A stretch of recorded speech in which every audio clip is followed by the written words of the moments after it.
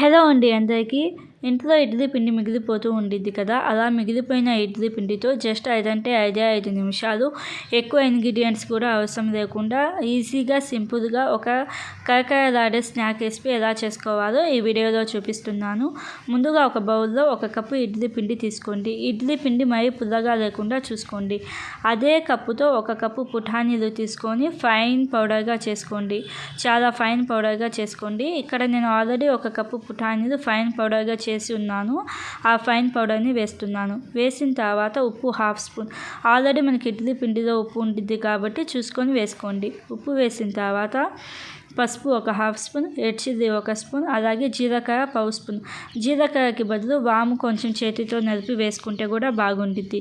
ఇలాగ వేసిన తర్వాత మొత్తం ఒకసారి బాగా కలుపుకోండి. మొత్తం బాగా కలుపుకుంటే మనకి ఇది ఒక చపాతీ ముద్దలాగా తయారు అవుతుంది. ఇక్కడ నాకైతే వాటర్ అవసరం పడలేదు. మీకు వాటర్ అవసరం పడితే 2 టేబుల్ స్పూన్ల వాటర్ వేసి చపాతీ ముద్దలాగా కలుపుకోండి. ఇక్కడ నేను ఇబ్బంది పకోడా చేస్తా కదా, ఆ ప్లేట్ తీసుకున్నాను. ఆ ప్లేట్ తీసుకొని లోపల కొంచెం ఆయిల్ అనేది గ్రీస్ చేసి మనం తయారు చేసుకున్న చపాతీ ముద్దలాగా చేసుకున్నాం కదా, ఈ పిండిని వేసుకోవాలి. ఈ ప్రాసెస్ చేసేటప్పుడే నేను ఆయిల్ అనేది కొంచెం లో ఫ్లేమ్లో పెట్టి ఆల్రెడీ ఆయిల్ అనేది హీట్ అవుతూ ఉంది. ఇలాగ హీట్ అయిన ఆయిల్లో అంటే మీడియం హీటెడ్ ఆయిల్లో ఇలాగ ఇబ్బంది పకోడా షేప్స్లో వేసుకోవచ్చు. మీరు కావాలంటే ఇబ్బంది పకోడా లేకపోతే జంతికలు మీకు ఇష్టం వచ్చిన షేప్స్లో వేసుకోవచ్చు.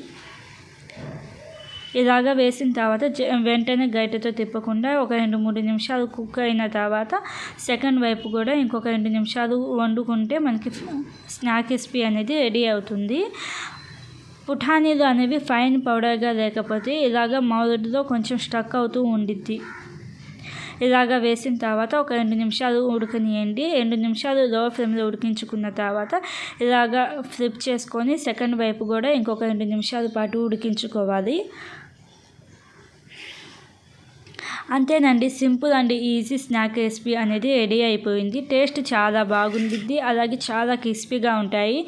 వీటిని చేతితో కొంచెం స్మాష్ చేసి కొంచెం కొత్తిమీర, అలాగే సాల్ట్, చాట్ మసాలా, కొంచెం లెమన్ జ్యూస్ వేస్తే చాట్ లాగా కూడా ఉండిద్ది. ఎంత క్రిస్పీగా ఎంత క్రంచీగా ఉందో సౌండ్ వినిపిస్తాను చూడండి.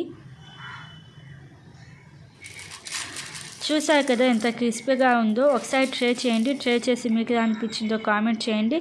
ఇలాంటి మరిన్ని వీడియోస్ కోసం నా ఛానల్ని సబ్స్క్రైబ్ చేసుకోండి. Thank you.